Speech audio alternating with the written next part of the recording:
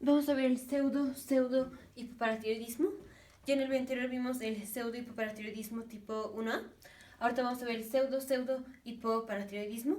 Pero vamos a ver definición, luego cuadro clínico, diagnóstico y luego la genética, que lo vamos a dejar al final porque va a ser la parte más complicada. Pero también va a ser mucho más fácil si ya vimos el video anterior, que es el pseudo hipoparatiroidismo tipo 1A, la versión de explicación de la patofisiología. Entonces, pero de todos modos aquí lo vamos a repasar. Entonces, el pseudohipoparatiroidismo, esto va a ser, vamos a tener una mutación en el gen GNAS que hace que tengamos inactivación del gen cuando el padre le pasa el gen al cigoto. Y esto termina en una inactivación de la subunidad alfa de la proteína GS asociada al receptor de la paratormona. Pero aquí el paciente no va a tener resistencia a la paratormona. Entonces aquí hago énfasis en la primera diferencia entre el pseudohipoparatiroidismo tipo 1A con el pseudohipoparatiroidismo, que es el paciente no tiene resistencia a la paratormona. Y aquí el defecto va a ser porque el padre pasa de forma inactivada el gen. Pero esto lo vamos a ver ya que veamos genética. Entonces dejo así la definición. Vamos a ver cómo se presenta el paciente. Entonces el paciente se va a presentar igual que como se presentan los pacientes con el pseudo hipoparatiroidismo tipo 1A, solo que no van a tener la resistencia a la paratormona. O sea, se van a presentar con la osteodistrofia heredada de Albright, que es el paciente va a tener corta estatura, va a tener hipoplasia del cuarto o quinto dedo, ya sea metacarpiano o el metatarso. Aquí tenemos los huesos del carpo, aquí están los metacarpos y aquí están las falanges. Vamos a tener una disminución del crecimiento del cuarto metacarpiano o quinto metacarpiano. Entonces los huesos de aquí van a estar más chicos y los dedos van a estar más chicos. El cuarto dedo y el quinto dedo van a verse más chicos porque los metacarpianos van a estar más chicos. Pueden ser los metacarpianos o pueden ser los metatarsos, que son los equivalentes a los metacarpianos, pero en el pie. El paciente va a tener obesidad, puede tener retraso mental, puede tener braquidactilia, va a tener osificación o calcificación y calcificación subcutánea. Así es como se va a presentar el paciente. Y el paciente no tiene resistencia a la paratormona. Esto quiere decir que los niveles van a estar normales. Los niveles de la paratormona van a estar normales. La paratormona va a funcionar normal y el paciente responde normal a la paratormona. Entonces la regulación del calcio está normal y la regulación del fosfato está normal. Entonces básicamente el paciente con pseudo hipoparatiroidismo se va a presentar igual que un paciente con el pseudo hipoparatiroidismo 1A, tipo 1A, pero sin la resistencia a la paratormona. Esto es niveles normales de paratormona, de calcio y de fosfato. Entonces, así es como se va a presentar el paciente. Ahora vamos con la patofisiología. O sea, porque el paciente va a venir con la osteodistrofia heredada de Albright, pero no va a tener la resistencia a la paratormona, que es la diferencia entre el pseudo hipoparatiroidismo con el pseudo hipoparatiroidismo tipo 1A. Entonces, esto es, tenemos, primero rápidamente repasamos el receptor de la paratormona. Digamos, aquí tenemos una célula que responde a la paratormona. Por ejemplo, digamos, las células del túbulo contorneado proximal de los riñones. La paratormona en el túbulo contorneado proximal hace que se excrete el fosfato. Entonces, llega la paratormona y la célula va a responder excretando fosfato. Ahora, ¿cómo es que responde? Este es un receptor que pasa 7 veces por la membrana. 1, 2, 3, 4, 5, 6, 7 y está asociado a proteína G. y la proteína G tiene subunidad alfa, beta y gamma. Y aquí tenemos un GDP. Entonces, rápidamente, paso 1, para que esta célula responda a la paratormona, es paso 1, la paratormona se une a su receptor. Paso 2, este GDP se permuta por un GTP. Aquí tenemos un GTP. No es que el GDP se le pegue un fosfato y se convierte en GTP. No. Este GDP se permuta por este GTP. Entonces, el paso 2 es el GDP se permuta por un GTP. Paso 3, vamos a tener separación de la subunidad alfa y del GTP, de la subunidad beta y gamma. Entonces, se separa, vamos a tener por un lado, queda la subunidad gamma y la beta, y por otro lado queda la subunidad alfa y el GTP. Paso 4. La subunidad alfa y el GTP activan a la enzima adenilato ciclasa. En paso 5. Aquí está la enzima, la adenilato ciclasa, y ya una vez que está activa, la adenilato ciclasa agarra el ATP y lo convierte en AMP cíclico. Entonces agarra el ATP y lo convierte en AMP cíclico. Paso 6, vamos a tener aumento de los niveles del AMP cíclico. Y es el aumento de los niveles del AMP cíclico lo que hace que finalmente esta célula responda excretando el fosfato.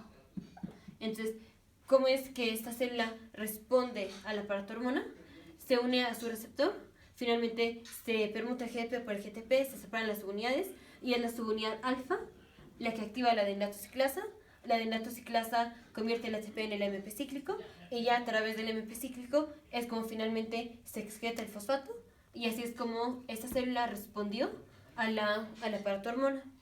Entonces vamos a poner aquí está una célula, aquí está el núcleo de la célula, aquí está el DNA, aquí tenemos un segmento específico de DNA que se llama el GNAS. Entonces llega la RNA polimerasa y la RNA polimerasa lee el gen GNAS y va a producir un RNA mensajero. Este RNA mensajero se sale al citoplasma y en el citoplasma va a ser leído por los ribosomas. Entonces se produce una proteína. Y esta proteína que se produce es la subunidad alfa. Entonces decimos, en el gen GNAS está codificada la subunidad alfa de la proteína GS que está asociada al receptor de la paratormona. Entonces eso es lo que hace el GNAS. Cuando la RNA polimerasa lee ese cachito, que es el gen GNAS, finalmente vamos a tener producción de la subunidad alfa de la proteína G, que está asociada al receptor de la paratormona. Entonces, esto era lo de la proteína G. Ahora vamos a ver lo normal, genética normal, y luego ya vemos la patofisiología del paciente. Entonces,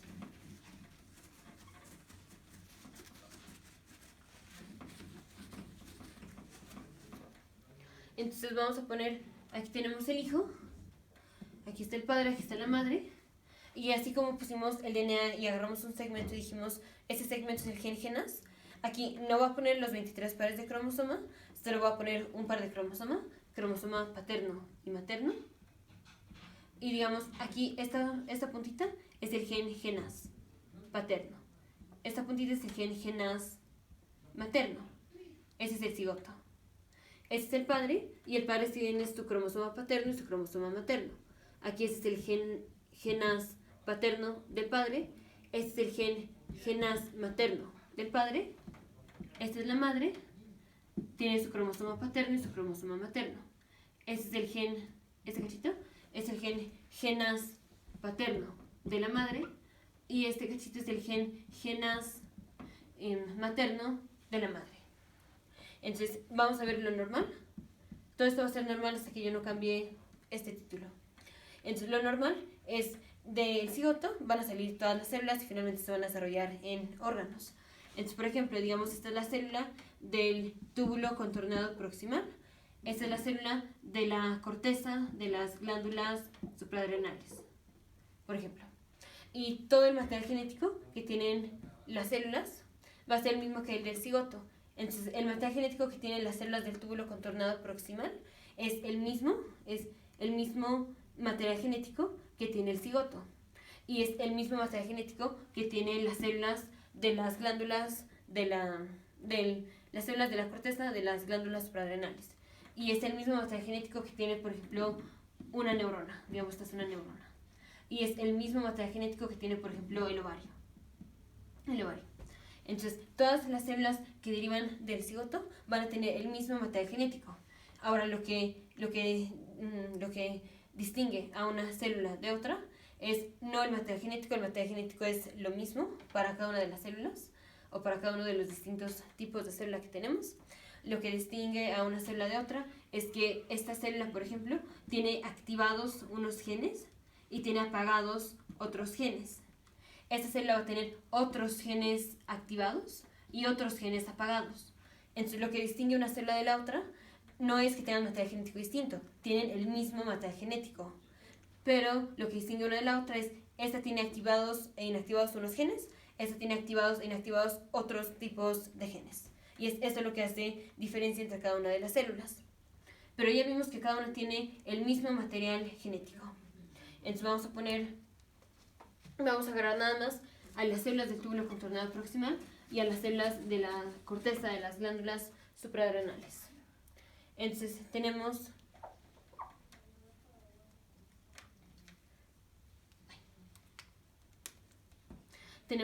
lo normal es la madre y el padre le van a pasar el gen GNAS al hijo. Entonces, digamos, la madre le pasa este cromosoma al hijo, aquí está el gen GNAS, aquí está el gen GNAS. El padre le pasa este cromosoma al hijo, le pasa aquí el gen GNAS. Entonces, lo normal es, los padres le pasan de forma activada el gen GNAS al hijo. Entonces, no es nada más que le pasen el gen, o sea, le pasan todo el cromosoma en donde viene el gen GNAS. Y específicamente el gen GNAS, los padres se lo van a pasar al cigoto de una forma activada, se lo pasan de forma activada. Y entonces ya en el cigoto tenemos aquí el gen GNAS activado el materno y el paterno. Ahora vamos a ver qué pasa en este tipo de células, por ejemplo, las células de la corteza de las glándulas suprarrenales. Entonces aquí vamos a tener, este es el gen GNAS paterno, este es el gen GNAS materno. Y lo normal es que se expresen los dos alelos, o sea, que estén activados el cromosoma GNAS materno y el cromosoma GNAS paterno. Entonces, en lugar de decir gen, decimos alelos. Lo normal es que tengamos activados los dos alelos. Esto es que puede llegar la RNA polimerasa, puede leer el gen GNAS materno, a partir de ahí producir RNA y que se produzca la subunidad alfa de la proteína G. O puede llegar y leer el gen GNAS paterno, produce un RNA y esto va a hacer que se produzca una proteína que es la subunidad alfa de la proteína G. Entonces, para que esta célula funcione bien, se necesita que tenga expresado los dos alelos, o sea, digamos que estén activados los dos alelos, materno y paterno, y pues obviamente que el gen esté bien. Si esto no sucede, entonces el paciente va a tener un fenotipo distinto. Pero ahorita lo dejo así. Entonces, para que esta célula funcione bien, necesita expresar los dos, el alelo paterno y el alelo materno. Y los genes, el gen GNAS en este caso, tiene que estar normal de los dos. En cambio, en el túbulo contornado proximal, aquí está el gen GNAS en paterno. Aquí está el gen GNAS materno. Y lo normal es que las células del túbulo contornado proximal hacen una metilación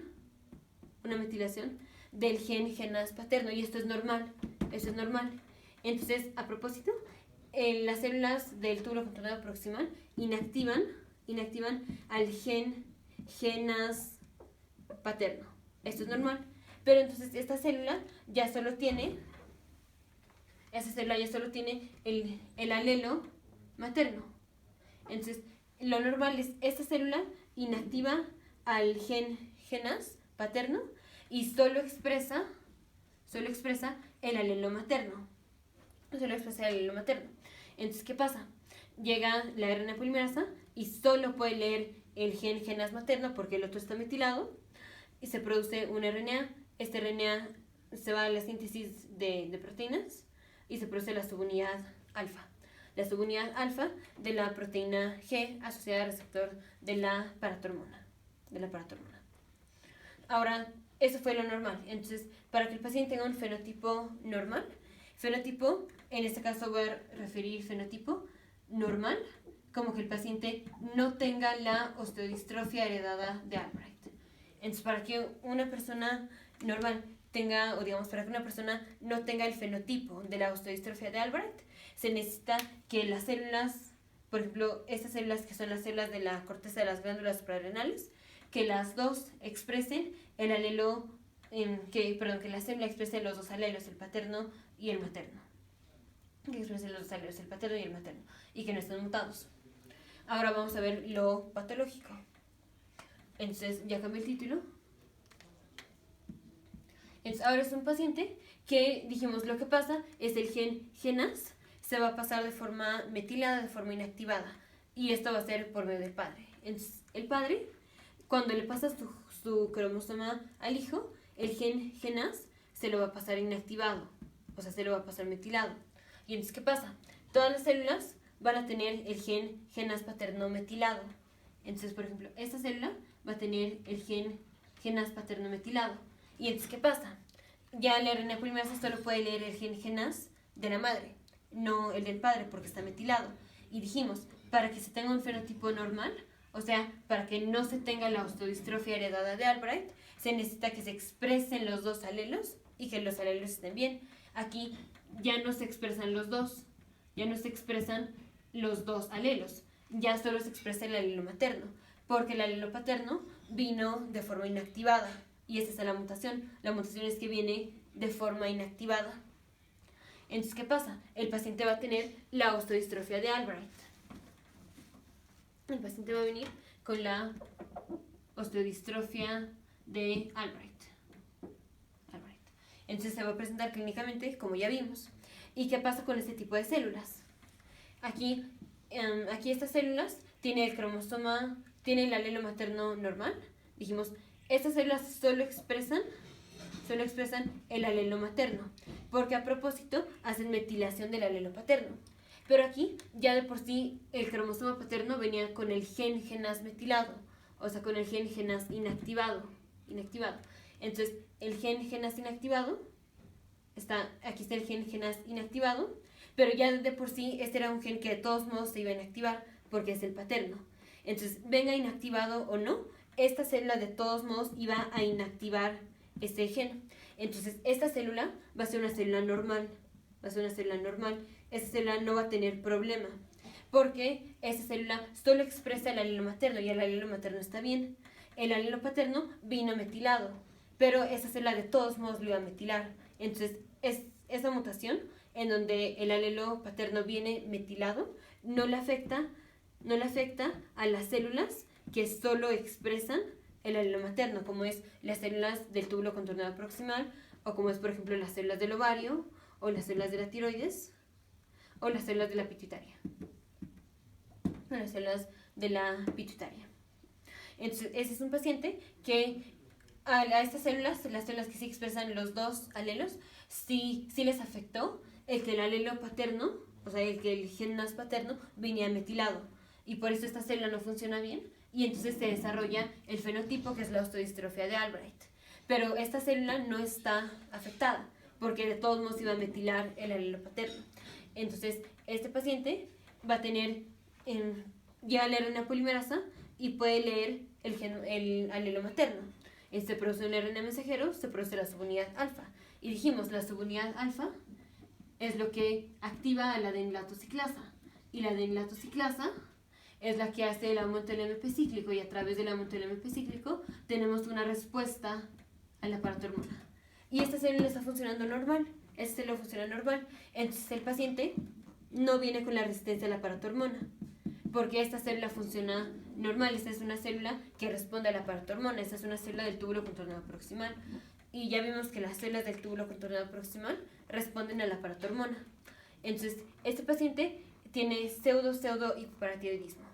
Entonces, primero se llama pseudo, o sea, este pseudo es porque es muy parecido, o sea, en la patofisiología y el cuadro clínico, o sea, fenotípicamente, es muy similar a lo que se llama pseudo hipoparatiroidismo 1A. Y el pseudo hipoparatiroidismo 1A se llama pseudo hipoparatiroidismo porque este es un paciente que tiene resistencia a la paratormona. Y entonces, en términos de calcio y en términos de fosfato, es como si el paciente que tiene resistencia a la paratormona viniera con hipoparatiroidismo, pero no es hipoparatiroidismo. Por eso se llama pseudo hipoparatiroidismo. Y este paciente viene con valores normales de calcio, de fosfato y de paratormona por esto, porque no se le afectaron estas células. Pero el mecanismo es muy similar a lo que pasa en el pseudo hipoparatiroidismo tipo 1A y el fenotipo, o sea, en el cuadro clínico de cómo se presenta el paciente es igual que el del paciente con pseudo hipoparatiroidismo tipo 1A. O sea, el paciente con pseudo hipoparatiroidismo se presenta con la osteodistrofia de Albright, solo que no tiene la resistencia a la paratormona. Entonces, pseudo hipoparatiroidismo, esto se va a dar por una mutación en el gen GENAS, que hace que el gen GENAS del padre se pase de forma inactivada. Y esto hace que el paciente venga con osteodistrofia de Albright, porque estas células, que lo normal es que expresen los dos alelos, ya solo pueden expresar uno. Y este mecanismo se llama haploinsuficiencia. Y por otro lado, vienen con respuesta normal a la paratormona, porque las células que solo expresan el alelo materno, de todas formas iban a inactivar el alelo paterno. Entonces, esas células no están afectadas, entonces el paciente no tiene resistencia a la paratormona. Entonces, el paciente se presenta con la osteodistrofia de Albright, que es estatura corta, hipoplasia del cuarto quinto dedo, obesidad, braquidactilia, retraso mental, calcificaciones subcutáneas, pero no va a tener resistencia a la paratormona. Entonces, niveles normales de calcio, de fosfato y de paratormona. Y esta, como vimos, es una enfermedad autosómica dominante. Porque se necesitó que solo uno de los cromosomas estuviera mutado o tuviera una afección para que el paciente manifestara el fenotipo. Nos vemos en el siguiente video de futuros médicos, científicos e ingenieros.